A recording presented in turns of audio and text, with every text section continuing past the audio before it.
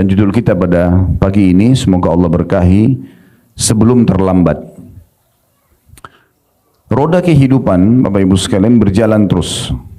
Sebagaimana kita tahu, pagi hari kita bangun, mulai beraktivitas seperti biasa, rutinitas kita. Tiba siang hari juga sama, sore hari juga sama, malam hari, kemudian kita tutup dengan istirahat. Besok terulang lagi. Sadar atau tidak disadari, semua ini akan ada akhirnya. Pasti ada akhirnya. Yang kita tahu dalam agama kita namanya ajal. Saya bukan menakut-nakuti, tetapi setiap orang mukmin wajib memahami masalah ini. Karena rukun iman kita yang kelima adalah iman kepada hari kiamat, dan itu satu paket. Mulai dari prosesi kematian, pindah ke alam barzah kuburan, kemudian hari kebangkitan dan hisab, timbangan amal, kemudian surga ataupun neraka. Ini satu paket. Maka kesehatan yang Allah berikan kepada kita sekarang, kesempatan, harta, ataupun apa yang berhubungan dengan urusan dunia ini hanya sebentar. Semua akan berlalu. Oleh karena itu setiap mukmin wajib memahami dan menjadikan target utamanya adalah apa yang dia raih setelah kematian itu. Kematian ini Bapak Ibu sekalian seperti sebuah pintu yang tidak mungkin tanpa pintu itu kita menuju kepada kehidupan abadi. Ada kehidupan akhirat yang sifatnya abadi. Nanti setelah kita meninggal, kita baru mengetahui semua hakikat teori yang sudah disampaikan ini. Amal soleh sekecil apapun, dari sholat, dari puasa, dari apa saja. Senyum dengan muslim pun, berbuat baik dengan pasangan hidup kita, dengan anak-anak, semua akan lihat, nampak depan mata kita. فَمَنْ يَعْمَلْ مِثْقَالَ ذَرَّةٍ خَيْرًا يَرَهُ. Siapa yang berbuat seperti biji sawi dari kebaikan, pasti akan diperlihatkan dan juga akan diberikan balasannya. Begitu juga orang-orang yang berbuat kejahatan. Mungkin sebagian pelaku-pelaku kriminal di muka bumi ini ada di antara mereka karena punya kekuasaan, punya kekuatan, punya power, sehingga mungkin tidak ada yang menghadapinya atau tidak ada yang bisa menghadapinya. Tetap juga akan فَمَنْ يَعْمَلْ مِثْقَالَ ذَرَّةٍ شَرًّا يَرَهُ. Siapa yang berbuat seperti biji sawi dari keburukan, dia akan lihat dan juga akan dihukum. Tidak akan mungkin ada yang luput dari pengadilan Allah Subhanahu wa taala. Orang yang cerdas, pernah ditanya kepada Nabi SAW, siapa orang mukmin yang cerdas? Beliau mengatakan, orang yang menyadari tentang adanya kematian dan punya persiapan untuk yang setelah kematian itu. Apapun yang sifatnya, teman-teman sekalian, yang akan kita atau kita lakukan di muka bumi ini, itulah persiapan kita menuju ke akhirat. Seperti misalnya Bapak Ibu hadir di majelis ilmu ini, maka ini salah satu amal soleh tentunya yang kita harapkan kita akan panen di hari kiamat nanti. Mungkin juga ada di antara kaum muslimin sekarang yang hadiri juga majelis ilmu yang lain, atau mereka lagi silaturahim keluarga, atau lagi menjenguk orang sakit. Intinya atau bersedekah, atau amal apa saja yang sedang dikerjakan, semua itu nanti akan mendatangkan pahala yang melimpah yang akan dia panen pada hari kiamat nanti. Baik teman-teman sekalian, saya di awal pembukaan ini ingin mengajak Bapak Ibu merenungi ayat-ayat Al-Quran. Saya selalu menjadikan ayat-ayat ini sebagai renungan dan bahan kembali mengecas iman kita, agar jangan sampai nanti kita menyesal pada saat kematian datang dan kita tidak punya persiapan. Coba dibuka ya, surah Al-Mu'minun, surah nomor 23, ayat 99.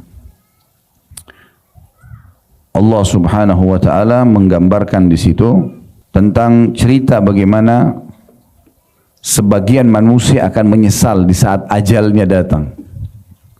Dan ternyata mereka tidak punya persiapan. Di ayat 99-nya surah nomor 23. Dan saya selalu sarankan agar semua jemaah renungi ulang-ulangi ayat-ayat ini ya. Selalu usahakan berapa hari sekali baca lagi, berapa hari sekali baca lagi.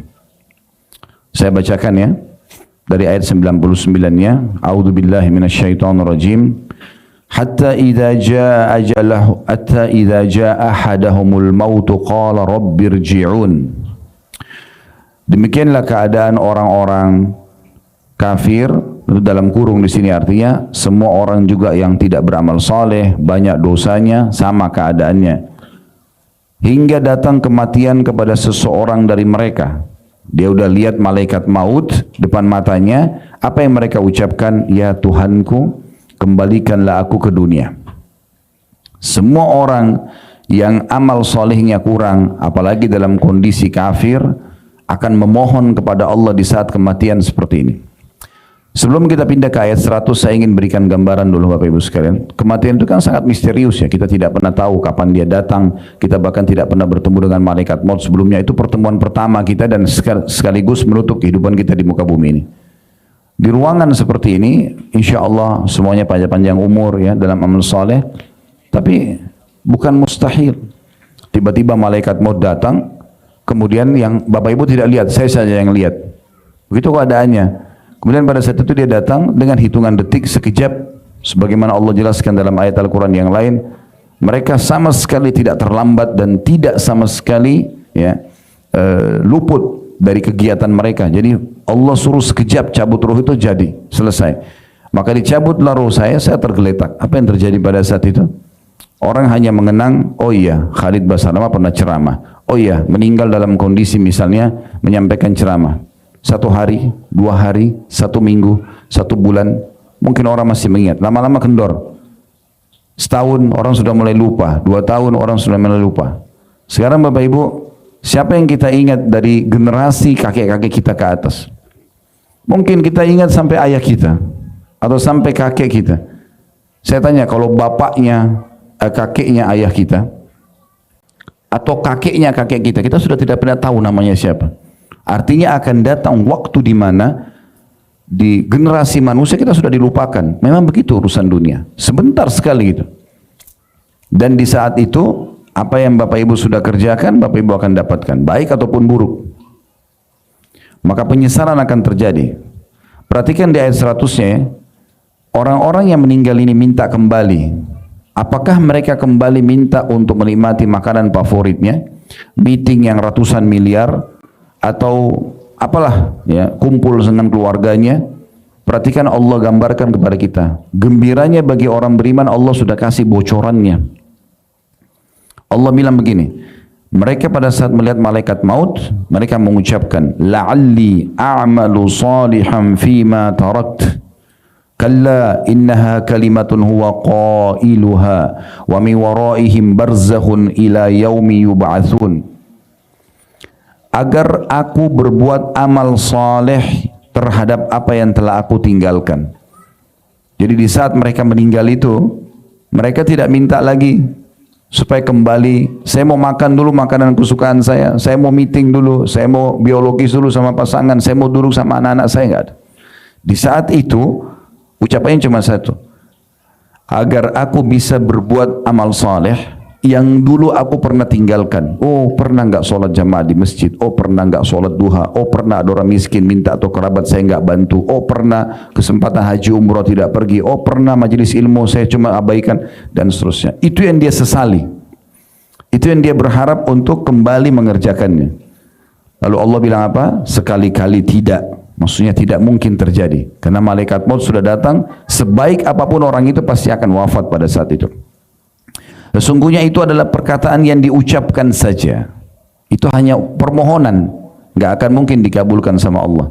Karena kalau malaikat sudah datang untuk mencabut ruh, nggak mungkin kita bisa kembali.